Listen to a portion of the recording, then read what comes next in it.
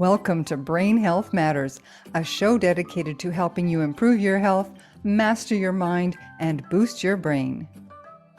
I'm your host, Kate Kunkle, and in this week's show from the archives, we meet Jennifer Marcks, a gluten-free health coach. Jennifer suffered with celiac disease, but has overcome it and has now made it her mission to help others embrace and enjoy the gluten-free life for better health. Brain Health Matters is brought to you by the Musical Brain, Book 3 in the Healthy Brain series. Enjoy the fun and easy practices in this book to improve your memory, sharpen focus, and master your mind with the healing power of music. Available on Amazon everywhere. I'm Kate Kunkle, and I'm your brain health trainer and the creator of Brain Health Matters, this series of courses, programs, and videos, all designed to help you become healthier overall so that you can enhance and protect your brain and prevent dementia. One of the recommendations I give in my book and in all of my programs is to go grain-free. And I've invited Jennifer Marcks on today to help us do just that. As the creator of Gluten-Free Marcks, the Spot, Jennifer Marcks helps moms and families fall in love with their gluten-free life. Very important to fall in love with your life. Yes. So Jennifer, welcome. Thank you so much for joining us. Thanks for having me on, Kate. I appreciate it. Oh, this is going to be great. So tell me a little bit about what got you involved in this gluten-free life. Oh, wow. Well, I'll make my story short. For years and years, I just didn't feel well, right? I had belly bloating all the time, running to the bathroom too often, right? All those fun things that we don't like to talk about. And it was zapping my energy and I was missing out on so many things. And I would say to the doctors, I think it's something I'm eating. And they would say, oh, food has nothing to do with what you're eating, how you feel. I'm like, what? But I really see a correlation. Nope. So this went on for years because nobody really would listen to me. And finally, I had a doctor say, yeah, I think you have some food issues, some food allergies. And I was like, oh, wow, okay.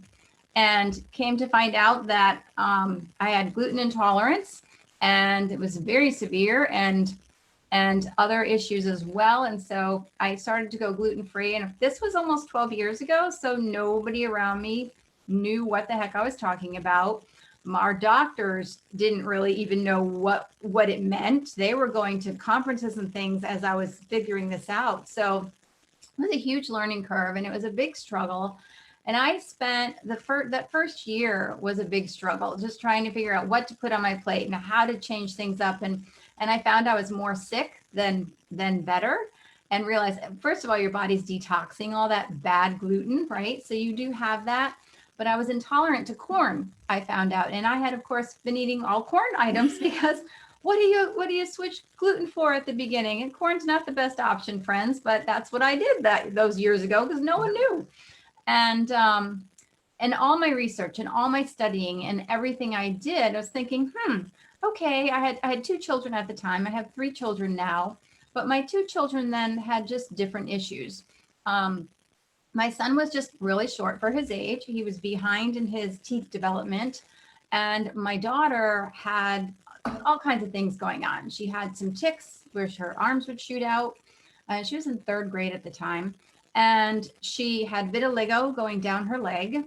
She had belly bloating. She was always, Mom, come hang out with me, be with me. The doctors are like, she's stressed. I said, she's not stressed. She's in 3rd grade. And we put all these things together. I was like, wow, wait a minute. This could all be celiac. As I was doing my research, and it turned out that both of my children had celiac disease. Now, had I not discovered that I needed to be gluten-free and all of this was bothering my body and causing issues, I don't know, to be quite honest, that we would have ever known that my children had celiac disease, because each of those instances were separate cases. Mm-hmm. And no one ever put it together. Right. So it was amazing. So your own suffering helped them avoid a lot. Yes. Yeah. Yes. That's often the case with moms, huh? Yeah. And then my 3rd guy came along and he was born into it, but he definitely is gluten-free and dairy-free and corn-free as well. So it's a big family affair at our house. So we live this every single day. So I'm going to go back to what you said about corn. because so many people think that gluten is only in wheat.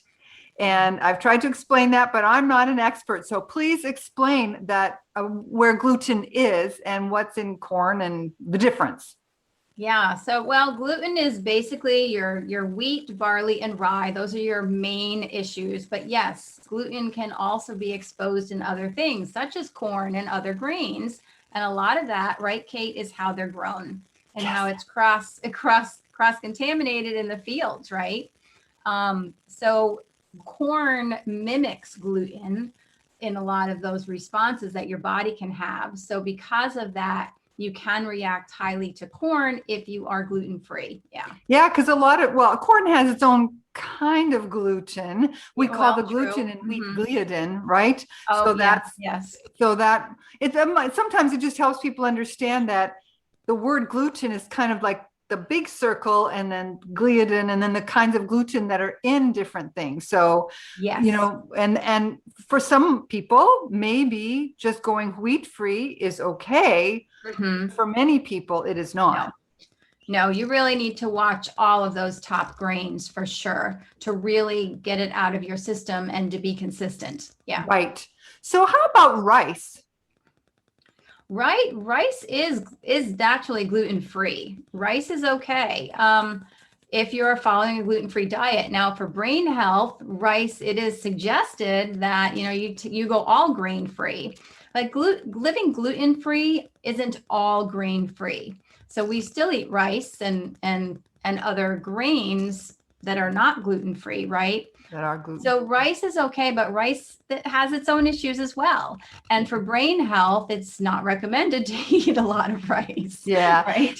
Yeah. Honestly, I put like maybe half a dozen recipes in the whole book that have rice in them because, a lot of people, it's really hard. And even for me, it's hard for me to go completely rice free. Mostly I use quinoa, but it's hard. And depending on where you live, what your budget's like, all of those things are going to determine just how far you can go. And that's true of brain health or anything else.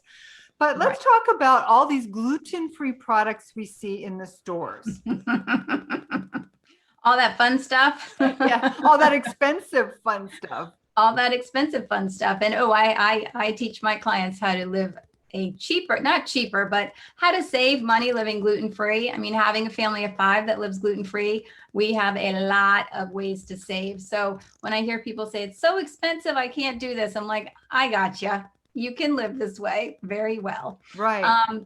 Kate, this is a big thing. Like people will say, oh, I'm gluten-free and I still feel terrible. I'm like, well, what are you eating? Well, they went to the grocery store and they went straight to the gluten-free aisle and loaded up on all those yummy things they found in the freezer section and the processed food section. And you and I both know that at the end of the day, if you're eating processed foods, whether it's gluten-free or not, it's not going to serve your body at the end of the day, right?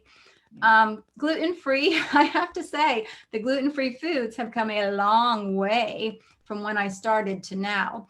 And you can find some, processed foods that are healthier options, thankfully. Years ago, no, it was all really loaded with things you didn't really want to put in your body. So much of it had sugar in it. Sugar, tons of sugar and tons of preservatives. And the other piece is that, regular processed food is enriched with vitamins, but gluten-free foods are not. So you're not even getting like anything from this. You're not even getting fake vitamins. Yeah. Yes. Yeah. So you really have to be careful with that.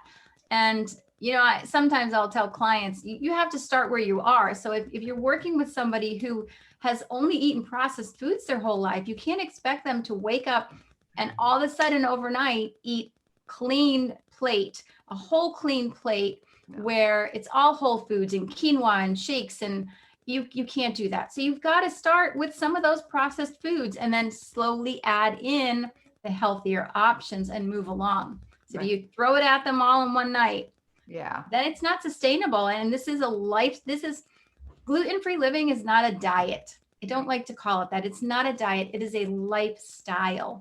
That's So what you I have say to- about the brain health diet too, Oh, about brain health absolutely. lifestyle. You can't just, it's not just a diet, it's everything. It's how you think about the food. And you know, I've been doing this so long, I don't even think about it anymore. It's weird Oh. for me to eat things that are processed. Like I Yes. really, if I happen to have something, you know, at somebody's house or something, a friend, bless her heart, because I'm also vegan. She was so excited. She went to the grocery store here in Ecuador and she bought all this processed vegan stuff. And she was so excited to share it with me. And I'm like, oh, yeah, I'm going to suffer for this tomorrow. I know, but it's okay. You know, it's because it You has have well-intentioned friends for sure. Yeah. And I'm sure that a lot of people who go into the gluten-free lifestyle find the same thing. Yeah. Yeah, we often have people, you know, if we're visiting or if they're coming to us, they'll bring, hey, look at this. And I know my parents get frustrated with me because when we go to visit, they'll pick things up. And now they don't do it so much. But my mom will say, look what I found. And I'm like, oh, that's great, but we can't have that. That still has dairy in it, or that still has corn in it. And so it gets tricky if you have more than just one intolerance or allergy, right? Yeah. So you mentioned dairy. Is that something that is in the celiac, or why would you go dairy free? Because I am too. No, myself and my children are intolerant to dairy, but the interesting connection to celiac disease is getting a little scientific. In your intestines, you have your villi, which are the little hairs that stand up in your intestines. And when you have celiac disease, these villi flatten. And so at the top of those villi, those little hair-like things in your intestines, that's where you digest dairy. So when that is flattened, you have a hard time, your body is not digesting dairy. So when you go gluten-free and your body starts finding its health again and your villi starts sticking up and doing their thing, you can start to revisit dairy and be able to digest that again. But it can take some time for that to happen. Okay. Yeah. You know, for brain health, I recommend people stay away from it because it's so inflammatory. Even if you've got that gluten thing under control, the bottom line is dairy causes inflammation. So that's, and then if you do have any intolerances, it's only going to make them worse. Absolutely. I agree with you on that. So I had another question here. Let me make sure I cover it because, I posted earlier here in the group about National Junk Food Day. I bet you don't celebrate that in your house. No, and I even told my kids, I go, oh, I heard it's National Junk Food Day. And they're like, ooh, and I'm like, yeah, no. I said, as a kid, I would have been all over that. I mean, I would have hit the store, gotten my little money out and bought my Snickers bars and all the junk that I used to eat. Like, we didn't know any better years ago. And unfortunately, still too many people don't realize that what you put in your body makes a difference, right? When you change your plate, you change your health, you change your life. I really believe that. And what you said about the doctors, not about them saying, oh, your food has nothing to do with it. We had such arguments with my mother's physicians. Yes. And the people that were looking after her in the nursing home, because we said no food coloring, no red dye, absolutely no red dye, no gluten, because she was gluten intolerant. And they kept giving her bread and this red juice. Like, it's not going to make any difference. She's what she is. No, it's going to make you. Yes, it will. Oh, I don't like that statement at all. My sister and I, we had we really had to advocate and get really kind of grumpy. With them. Because you do need to speak up. You do need to speak up. And I think I only found my issues because I kept pushing. I had so many that said, no, no, no. Finally, a friend of mine, she was like a representative for a hospital. She was the speaker for the hospital. And she's like, I'm tired of hearing your story. You're going to see this doctor today. And she got me an appointment with the doctor that you could never get into. And he was the one that said, yeah, you have some issues. I'm like, well, hello. Yeah, somebody's listening to me. Yeah. When I was diagnosed with rheumatoid arthritis 11 years or so ago now, and of course, then all they want to do is put you on this drug that also causes cancer. Excuse me. Hello. And I'm like, no, I have to be able to fix this because, but Mhm. they all said there's nothing you can do. It is what it is. No. Mm-mm. And I No. haven't had any symptoms for years now. It's gone, Yeah. as far as It's I'm concerned. crazy. Yeah. So if somebody came to you right now and said, look, I think my kids and I are intolerant. What's the best thing to start with? What do we do? Do we go cold turkey or do we wean off? What's the deal? Yeah, no. So what I say is that as soon as you know you need to be gluten-free, you need to be gluten-free. It's not something where you're going to go, I'm going to go research this for a few weeks and maybe I'll start after the holidays. Because as you continue to eat gluten, your body is going to continue to freak out and say, knock it off and have all the reactions that you're having, which can get out of hand and then cause many more issues down the line. So the longer you continue to eat gluten, when you know you should be gluten-free, you're still harming your body. So that's not something I recommend. And it's just like I mentioned earlier, Kate, that if someone comes to me and their family's only eaten processed foods, they eat out of cans and boxes and they don't know any better, you can't jump into, all right, this is what we're eating, all whole foods. We're changing your plate overnight, because it's too overwhelming for them and it doesn't feel sustainable. Right. And you need to give them tools so that they can make this a sustainable, not a diet, but a lifestyle, right? Right. So they'll come to me. We talk about the biggest thing that people think is, oh my God, there's nothing left to eat, right? Because you look around, you're like, gluten's in everything. What am I ever going to eat? Yeah. So I always say, what are your favorite things, right? What is your favorite meal? Like if your children's favorite meal is spaghetti and meatballs, we're going to make that gluten-free, right? And you start there. You have to start where they are. Right. But I think finding your favorite foods in gluten-free, whether you're finding them processed at the beginning, because you'll move out of that, Right. or if you're making them at home, then you start there, because that's going to take that whole mindset piece away. And that your mindset can make or break how you're going to live gluten-free, right? You can tell yourself it sucks all day long and you're never going to do it. Or you can say, I've got this. Wow, I feel amazing.